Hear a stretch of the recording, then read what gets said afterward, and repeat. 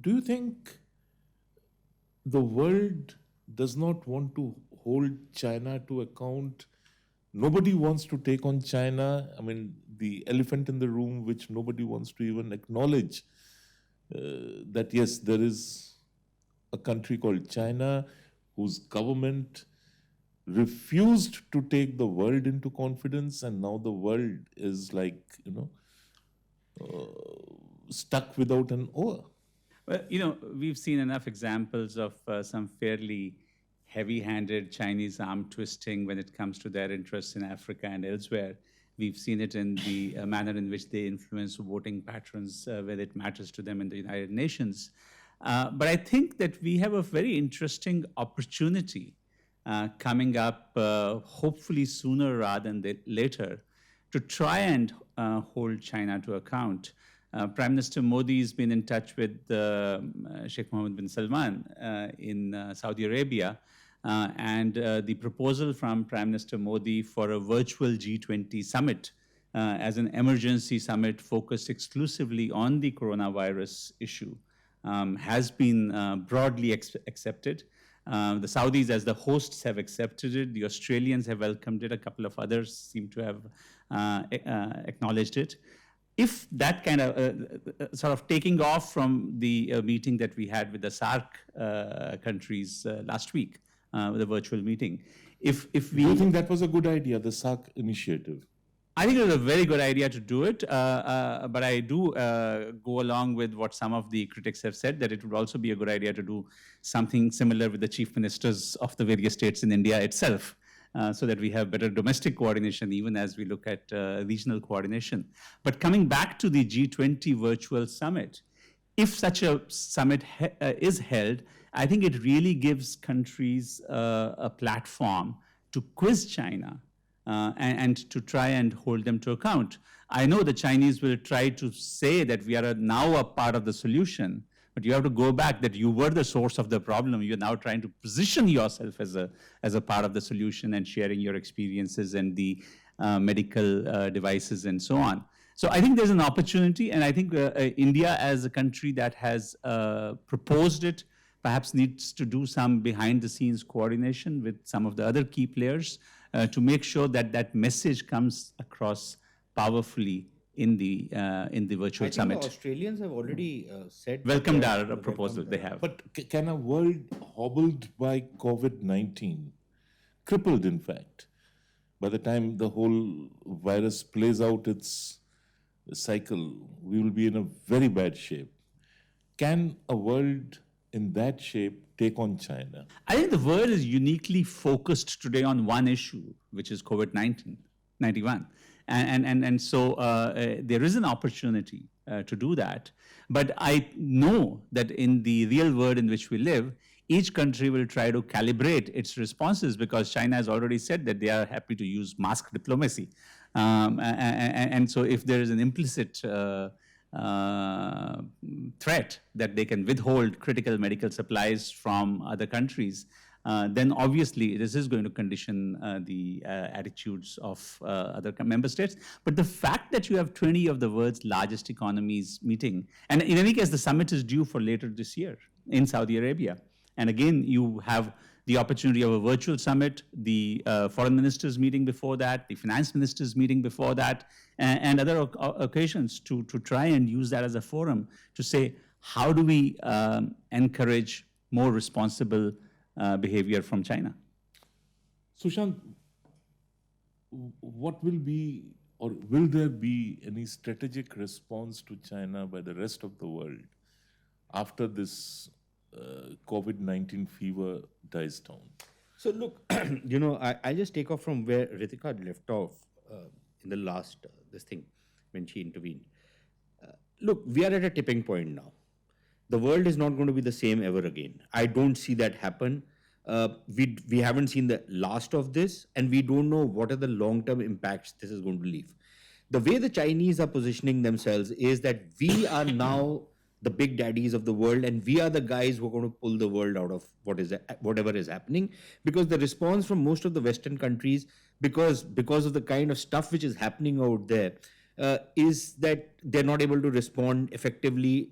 Forget about rest of the world, they're not able to take care of themselves.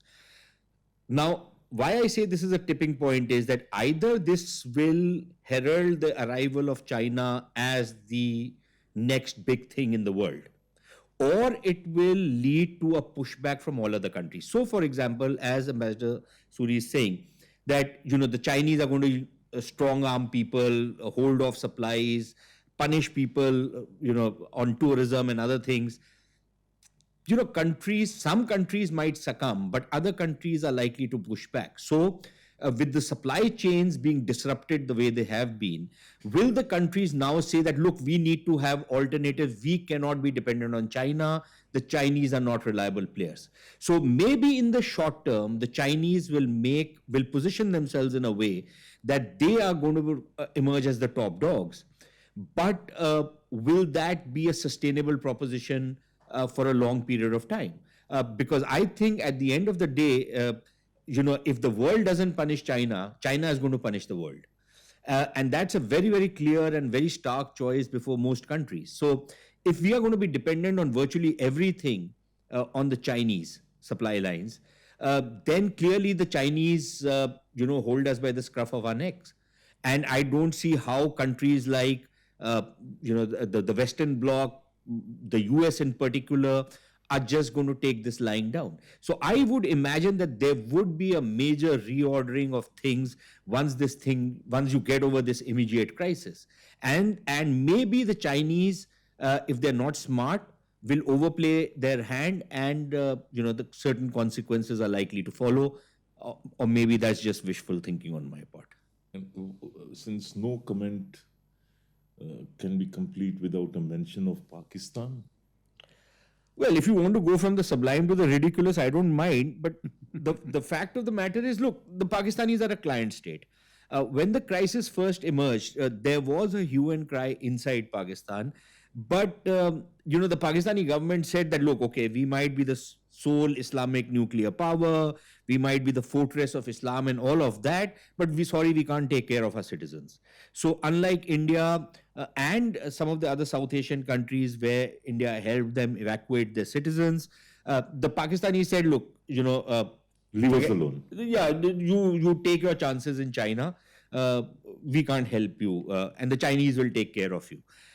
I don't think that's gone down very well with the Pakistani public, but as far as the Pakistani establishment is concerned, I think they were quite sanguine about what has happened.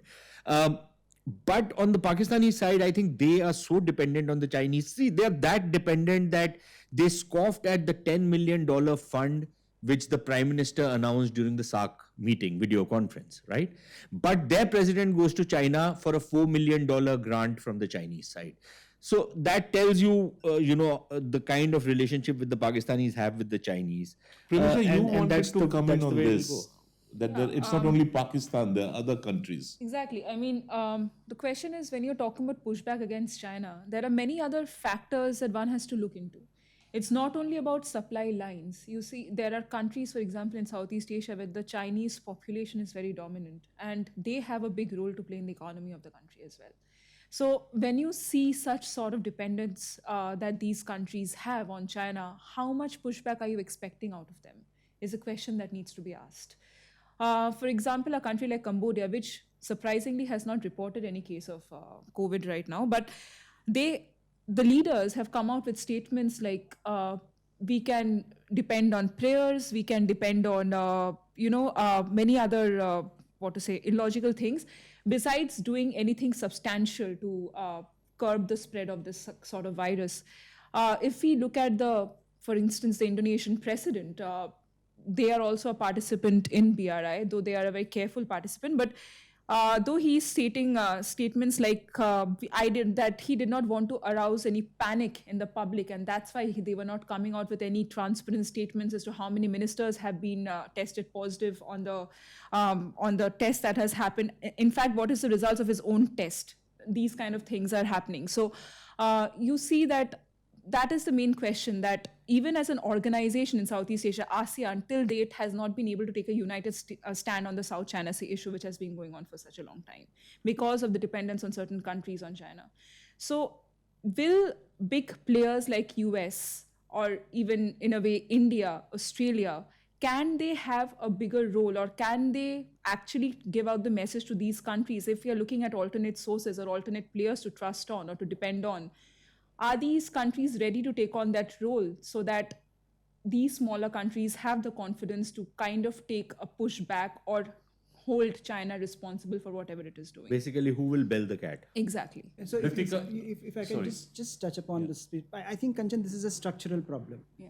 The problem is that you have China, which is now so dominant in so many parts of the world, and you look at the West, which is completely in shambles. I mean, you look at the European Union struggling to come up with a coherent response, and this is the only so-called supranational organization we have ever had. As a European Union solidarity is an illusion, as the Serbian president said. Ritika, taking off from what Primesha said, do you think BRI will lose some of its luster, or China will now double down on BRI and sell it as the real and the only alternative?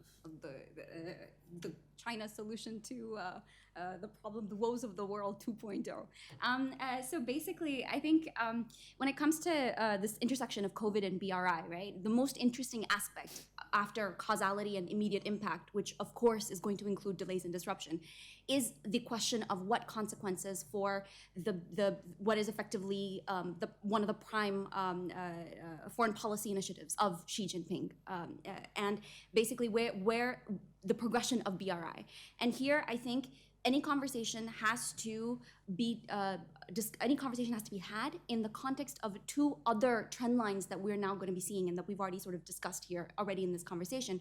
One is the impact to Chinese economy as well as global economy. We can't forget that before COVID-19, China's economy was already transitioning in this period of that they called the new normal. And the global economy also, now we know that this is not a short-term demand or supply shock. This is going to reverberate in potentially till the third or even fourth quarter of 2020. So the impact is the likelihood of impact with increasing spread is going to be high.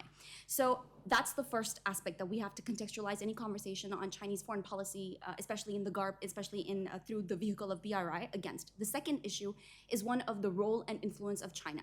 Again, looking at China's playbook, as has already been brought up, this aspect of trade weaponization and weaponized interdependence, right? Whether we're going to see that here as well or not, but also China's role as a leader, because clearly there is a vacuum of leadership. I think as already been said, the West is clearly in shambles. EU don't know what they're doing, even between closing down borders among themselves, no coherent response.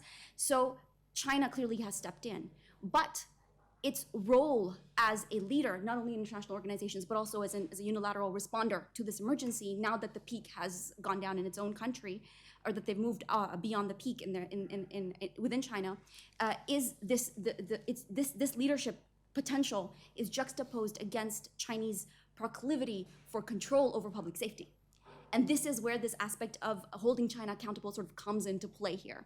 So with regards to BRI, I think there are just a few quick factors I think that we can sort of expect is one, of course, there is going to be a deceleration and stagnation in the foreseeable future. And that is not only, again, because of the COVID emergency, but even before this, we had been seeing a deceleration of Chinese investments in BRI projects. So given the context today of the health emergency and the fact that we've got travel bans, quarantines, as well as shutdown of factories, projects have absolutely stalled, and there are delays and disruptions. Then, in terms of how the BRI could be taken forward as a response with China doubling down on its foreign policy, is actually a continued rebranding of Belt and Road. So we've already seen with the second Belt and Road Forum that there's been this Xi Jinping was like, oh, we're gonna no corruption, we're gonna make it green, we're gonna make projects more responsive to local or domestic economic needs in recipient countries. And now we can see, perhaps with COVID diplomacy with China pursuing COVID diplomacy with masks and aid, et cetera, that it could try and now sort of focus on health Silk Road. And incidentally, and perhaps ironically, literature actually exists on the potential for the BRI to also act as a platform for increased transparency to prevent global epidemics, regional epidemics, and global pandemics. So, I mean, ironically, but No, yeah. but So there is also this the aspect. rebranding absolutely. Yeah, that but can there is also the potentially aspect be picked that up. with the global economy in meltdown mode. Yeah. So So if China was expecting the BRI beneficiaries to start paying back, exactly. that payback is not happening, not in the foreseeable future. So it's also a question of how much can China sustain its BRI project without money or without returns now coming in at a pace which China expected before the COVID-19 outbreak. And not just this, in fact, its own domestic economy post COVID-19, post the outbreak, for the first time, they released unemployment figures. They released the official unemployment figures released are for the first time the highest ever publicly declared. Every single sector of the Chinese economy has been impacted. So in terms of there's going to be pressure to actually focus on domestic investment rather than focusing or channeling investments abroad into other countries. So there's also the domestic economic factor that is going to absolutely hamper, stall, delay, and stall basically BRI But Ritika, progression. what also happens to Chinese markets in, for example, in Europe, in the We'll US? come to Akhil for that.